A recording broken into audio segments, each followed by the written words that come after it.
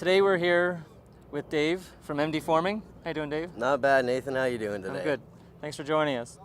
We're here at Aberdeen Homes' new model, and Dave is the forming contractor. First of all, Dave, tell me a little bit about MD Forming and what your history is. Well, my history is I'm third generation of foundations. My father did it, my grandfather did it, so I grew up around it all my life. So it gives me around 30 years experience on doing concrete work. When the site is prepared, Dave and his crew shows up, and the first thing they do is pour a footing. Can you tell me a little bit about the setup of a footing? Well, the setup of the footing is when I do arrive, you have it ready, I call you, I get the plan. And then we square up the footing because the surveyors have it all surveyed out. We square it up, and there's a standard that we have to do on the footing, and footing's usually standard is 6 inches deep and it's 20 inches wide. So we square it up, we get it ready, we call concrete, they come pour it, but also within that time the city inspector comes out to check the footing, because what is very important on the footing is the concrete pads for the columns, because that's the biggest stress on the house is that. So once the inspector comes and passes the footing, then we're able to pour the footing. And then we finish up the footing, we pour it, and then we'll continue on with the foundation the following day. Once we're ready, I usually call for concrete, then the concrete comes and we pump the foundation walls, because it's so much better to pump a wall because you can do a drier load, so you get less cracks in the wall and everything. So you can pump it at a stiffer slump, which turns out a better foundation for you and a better foundation for your customer. What do you do to ensure that the walls, once the forms are off, are free of honeycomb and any imperfections? There's not a fine science to concrete to make concrete perfect. It's a very hard job to do.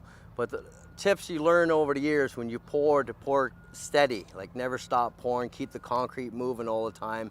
Don't pump on the ties, or if there's rebar in the wall, don't pump on any of that. That way the stone will separate. Or if the load is too dry, then you have to make the decision to add a little water.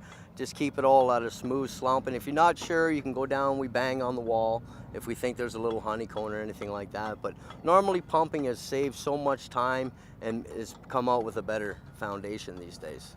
How long does it take concrete to cure? Within 24 hours, you can take the forms off the wall. And then our job's basically done, right? We're clean up, we break our ties, we're done. And then they're allowed to backfill 7 days later because the concrete is strong enough to backfill after that. So within 7 days, they backfill the house, framers can actually start framing, and the next trades just keep going and going. So 28 days, concrete's heart is fully cured after that, and that's about it. Thanks, Dave. I've enjoyed having you here. Well, thank you, Nathan. I your enjoyed knowledge. being here. Great, thanks. I'm here with Mike from Denrick Weeping Tile. Hi, Mike, how are you doing? Good, how are you? Good. Mike's company provides Delta MS damp proofing to Aberdeen Homes. Can you tell us a little bit about Denrick and the history? We've been in business since 1988. It's family owned and operated. It's still family owned and operated. I've taken over from my father since he's recently retired. In the years that you've been doing damp proofing, how has the product changed? When we first started, usually we just had to spray the basement with tar. This stuff came out about probably between 12 and 15 years ago, and we've been doing it ever since.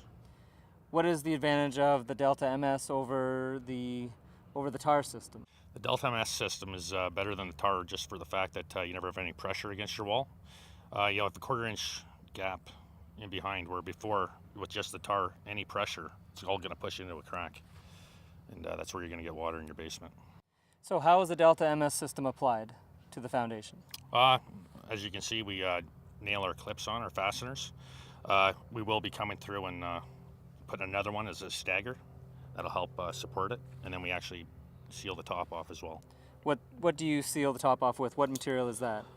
It's called a Delta flashing. It's a top. It's just like a strip, and then over top of that it will actually seal as well, like with tar. How long can a homeowner expect the Delta MS to last once installed on their house? It'll literally last the lifetime of their home. Is there any maintenance that a homeowner has to do to the Delta MS to maintain it? No, none at all. It's all below ground. You'll never have another worry. Thanks for joining us today, Mike. We learned a lot about Delta MS and how it's applied, and thanks for all your work. All right.